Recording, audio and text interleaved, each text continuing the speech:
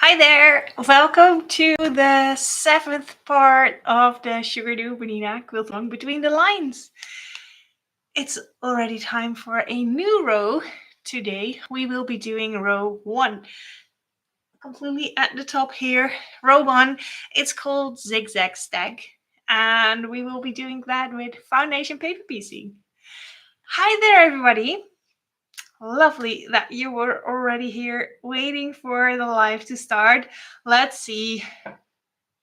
Rosanna is here from Illinois, and Patty. Hi there, and Linda, Marilyn, Willie. Welcome everybody. Lovely to have you here. Are you all still keeping up with the quilt along, or maybe you have some catching up to do? That's all good. That's all good. There is still time. So we are now on part 7. So after this, we will have 2 more rows to go, and then there will be the final giveaway. So for everybody who will complete their 9 rows, they can enter in the giveaway. It's going to be a raffle, and Bernina is going to give away 3 times the Bernina 475 QE. That's an amazing sewing machine for quilting and piecing. So yeah, Bernina is going to give that away to everybody who completes all the 9 rows. So the details for that giveaway will be with the last row. So now we will first do part 7, and then we have 2 more rows to go.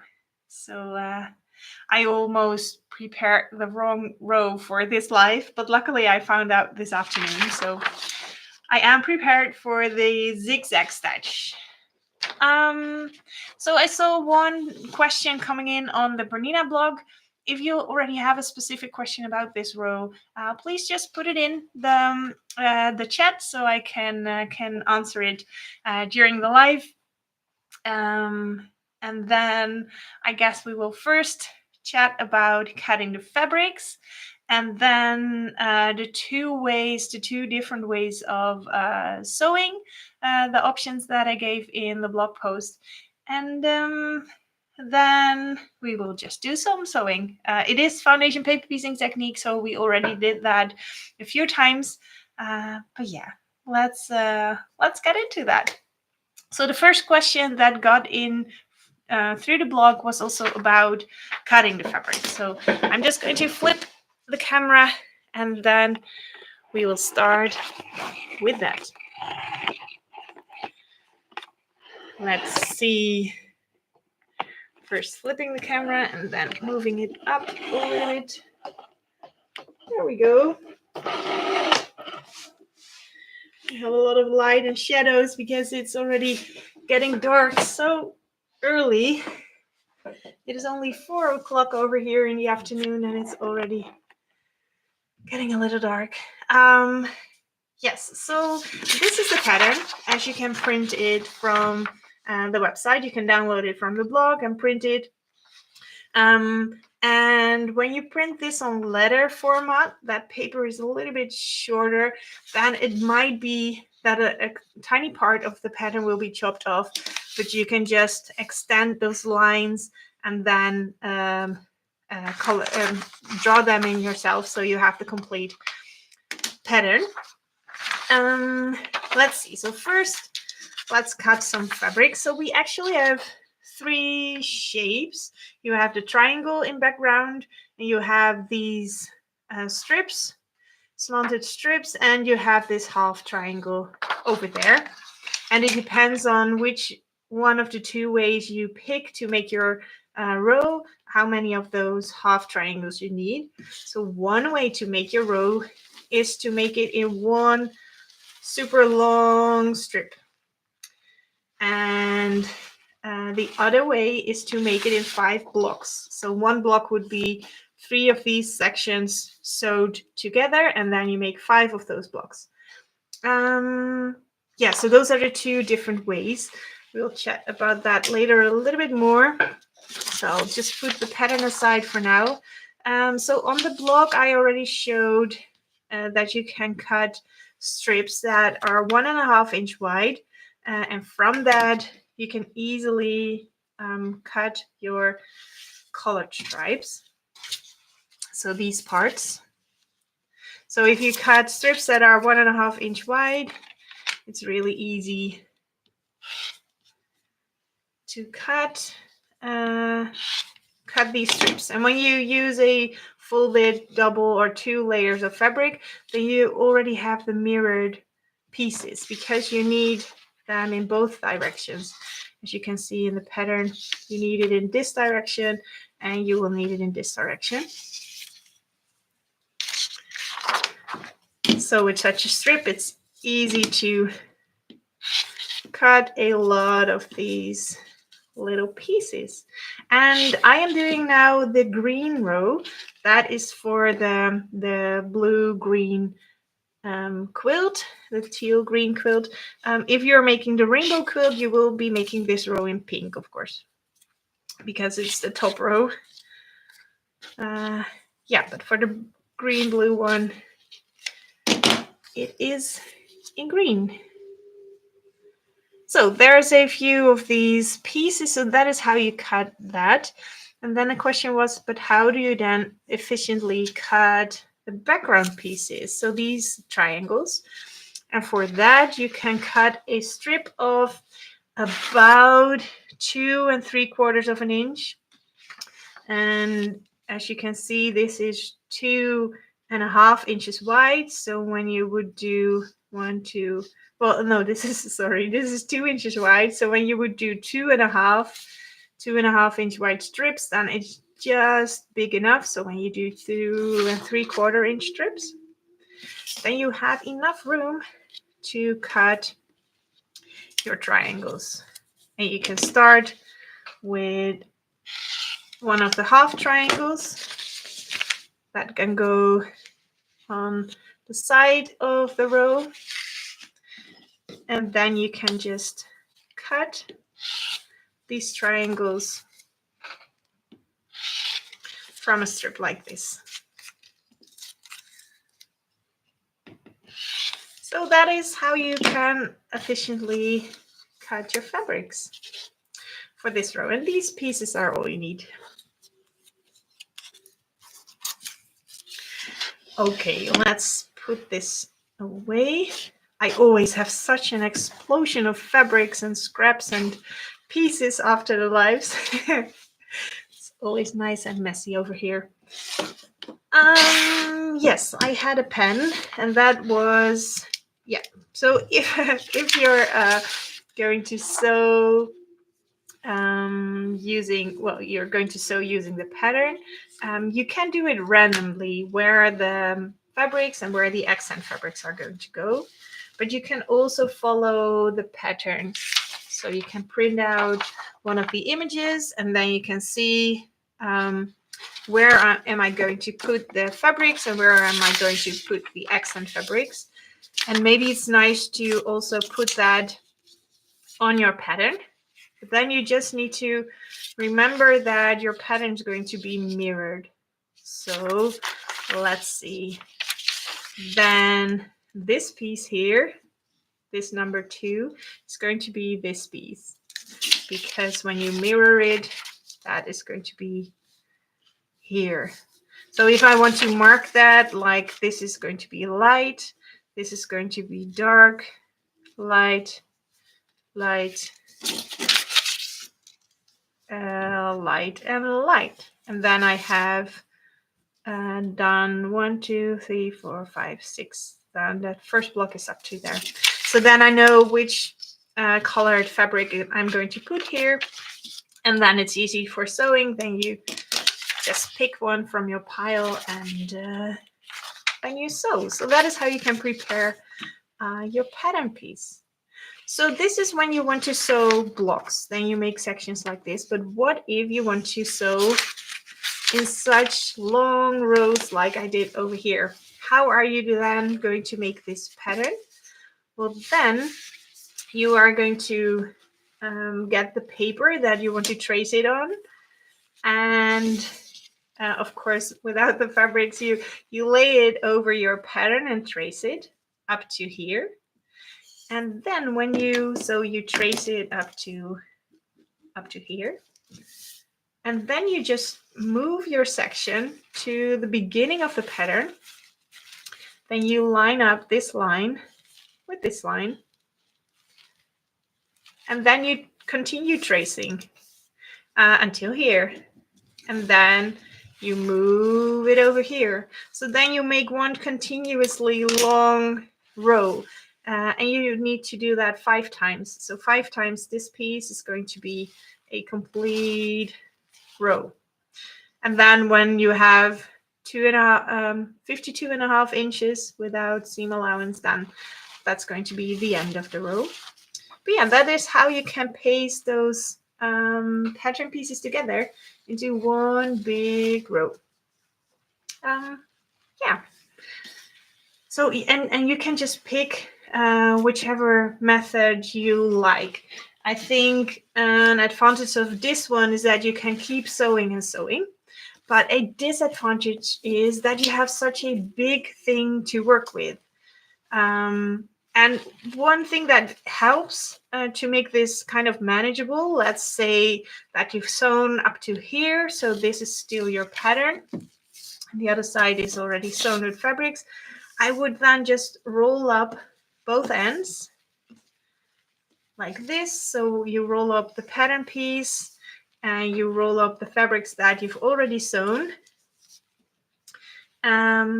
And you sew like this. So you work on this center here, and then when you've sewn, added a few more pieces, then you roll up this side and you unfold a little bit of the pattern paper, and then you can continue sewing. Then this is a little bit more manageable.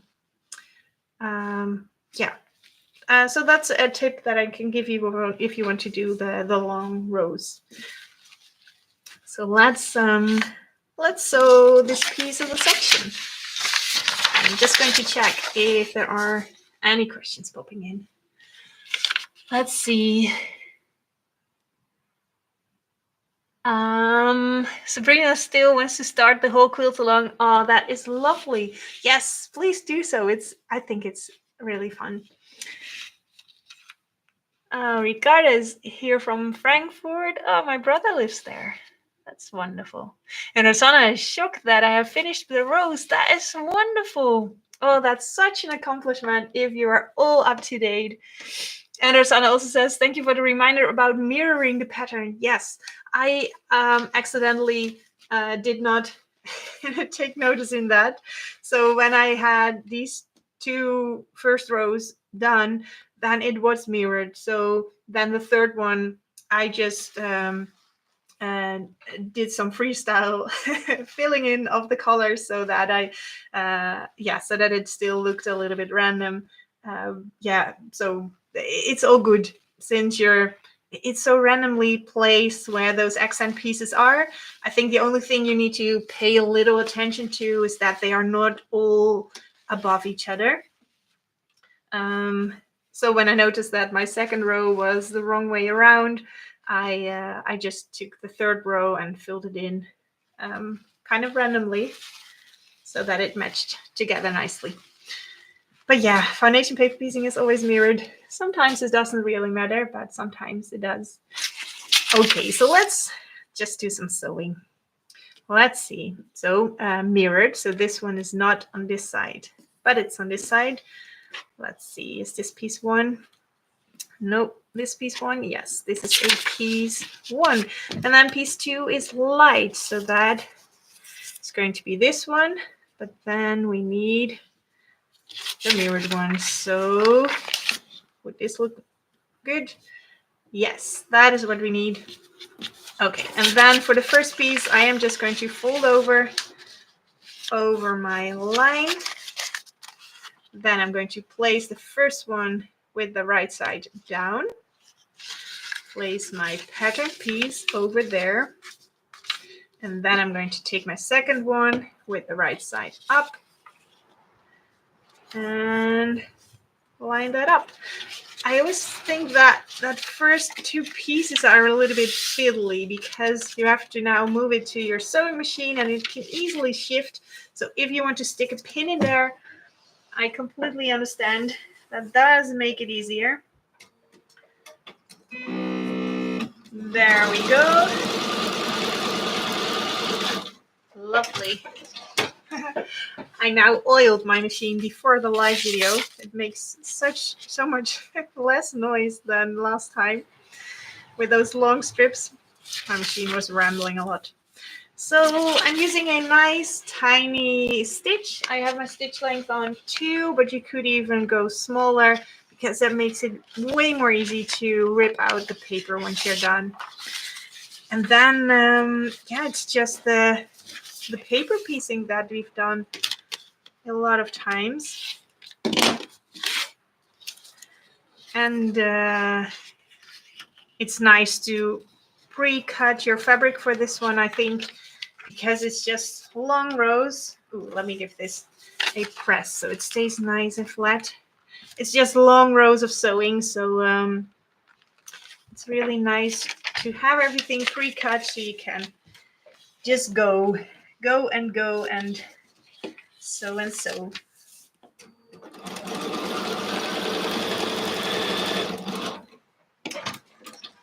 Sana says, I always glue the first piece of fabric with some fabric glue to keep it stuck. Yes, that is a nice one to keep it in place. Because it's frustrating if you already have to unpick your first piece because it shifted a little. So yeah, there are the first 3 pieces, and that it's sticking out at both ends. That is no problem because you're going to trim it at 1/4 inch around the pattern. Anyway, let's see. Is this a good pattern for using freezer paper? Sylvie asks. Yes, you can definitely do that because if you want to do that and want to work in a long row, you can do so.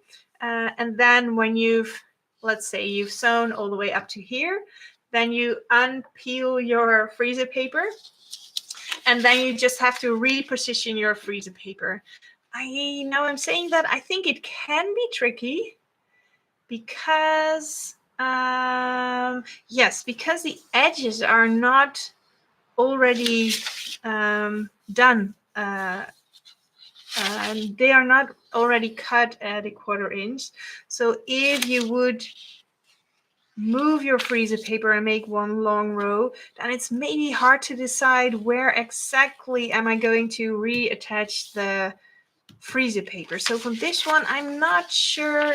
If you want to make just the sections, yes, then it's a perfect one to reuse because you're going to make 5 blocks and you have 3 times this one. So you're going to make 15 times the same section. So if you're just going to use this for the pattern, then I think freezer paper would work perfectly. And then if you want to make the long row, then paper is safer to do. Yeah. Yeah, Patty also says it would work for the blocks. Yes, I think so too. And if you want to sew on normal printing paper, you can just join your rows on paper with washi tape. That's also completely doable. Dark, it says. Sylvie says maybe reattach on prior piece then. Yes, yeah, I definitely reattach the freezer paper on a prior piece. But then you need some reference point. Like you could use the point in here. So if you want to reattach it, that you fold it over and make sure that you have that point at the seams of the previous one so that you know where to reattach. I think for the very first Sugar Do Benina quilt along, we had a kind of similar row, similar but a little different, also with triangles. And I think I remember that I also did some foundation paper piecing, replacing. You didn't see that, right? No. I think for the first one, I also did some freezer paper in long strips that I reattached. So it is possible, but fiddly. And it also can be frustrating if your freezer paper is not sticking that well and it's getting loose and you have a big row that you're working on. Yeah, so but it can be done. It also happens to me. It still happens to me. Sewing something in a different direction than it should be supposed to. There we go. That's the right way around. Okay, but the foundation paper piecing you already have done, of course. So yeah, that's what it looks like. And then after you're done, you're just going to trim this at 1/4 inch around, which I already have done for these ones. Because then you get to join these strips together. Here we have them. So these are already cut at 1/4 inch seam allowance, and then you need to join them together. So let's see. I think I'm only going to pin these because I'm not completely sure if I was going to put this here or here. So I just want to check on my design board. I just have to see, but I'm going to pin it and show you what to pay attention to while pinning.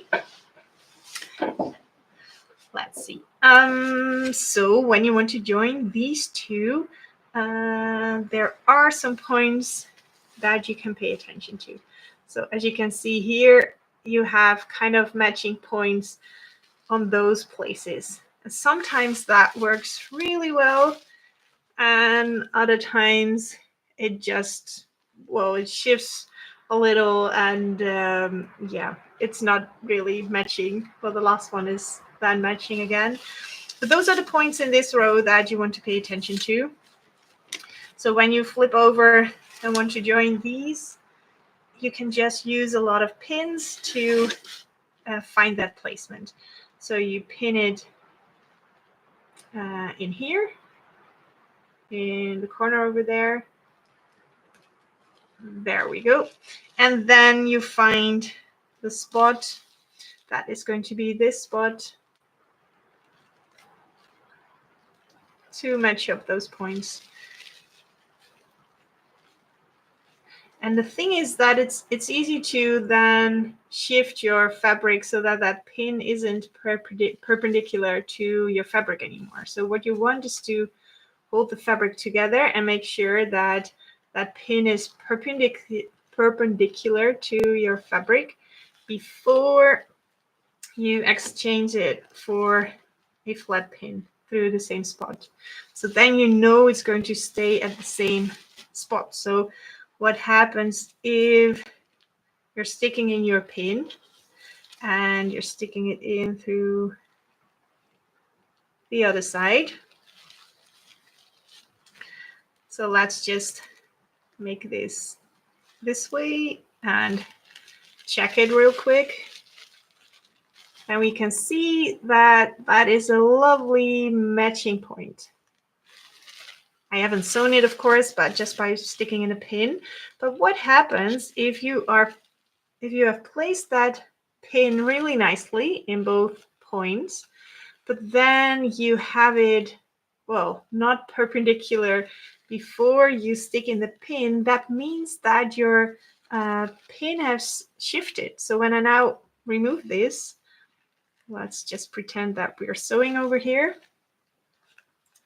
And then you open it up.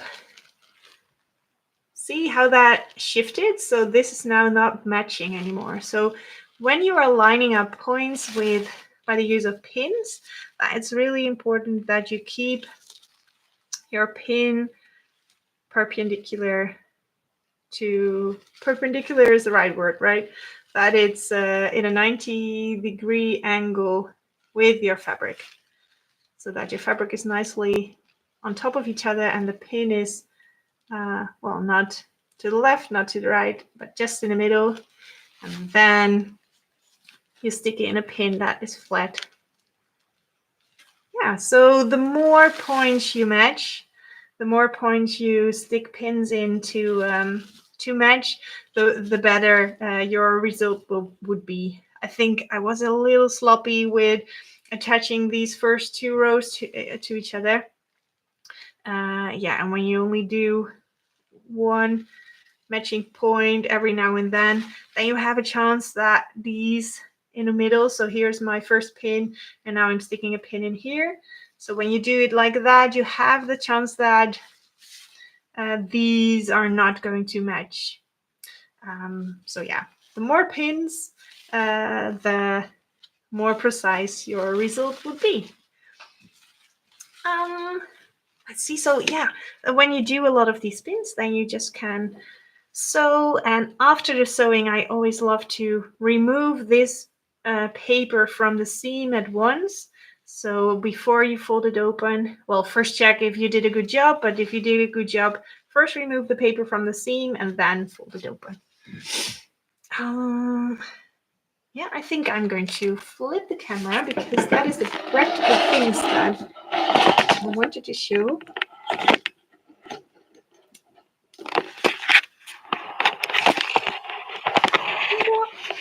There we go. And then we can check. See, it's getting dark in here. I really need to use my lights, I guess, the next live. Let's see if there are more questions. Thanks for the great tips. You're welcome, Linda. Is it a good pattern? Oh yeah, for freezer paper we chatted about that. I appreciate showing your mistakes. Yes, yeah, it just happens. It doesn't matter how long you've been quilting for. Mistakes just happen. I think that's just part of our hobby, part of doing crafts, part of making stuff. And that's all fine. Like these rows, I didn't completely follow the pattern because I had a mirror image of what it was supposed to be. But still, when the row is completed, nobody will know that I changed things up a little bit because it would still look nice. So there's always a way to fix it. Thanks, Linda. Yes, perpendicular. Yes, so maybe a little bit a short life this time, but it's already a technique, of course, that we have mastered during this quilt along. Practiced a lot. So yeah, I'm curious what you're going to do. If you're going to do the sections and blocks, or if you're going to make those super long rows. Maybe you try one row and think, oh, this is not for me. But both will get you a lovely quilt, of course. So Natalie, good morning from the United States. Oh, good afternoon from here. So that was it. Take a look at the blog to find the pattern and enjoy sewing this one. And don't forget to tag me on Instagram. If you show it, then I for sure get to see what you're making. So have a lovely day, a lovely weekend. Thank you so much for being here. I always enjoy these so much. Tiana and the last one, start to sew the first row of these 3 rows. Thank you for your tips. Lovely. Your third quilt, wonderful. So such an honor that you are making this as your third quilt already. Lovely. Well, have a lot of fun with sewing this one, and then I'll see you very soon with the next one. Bye, everybody.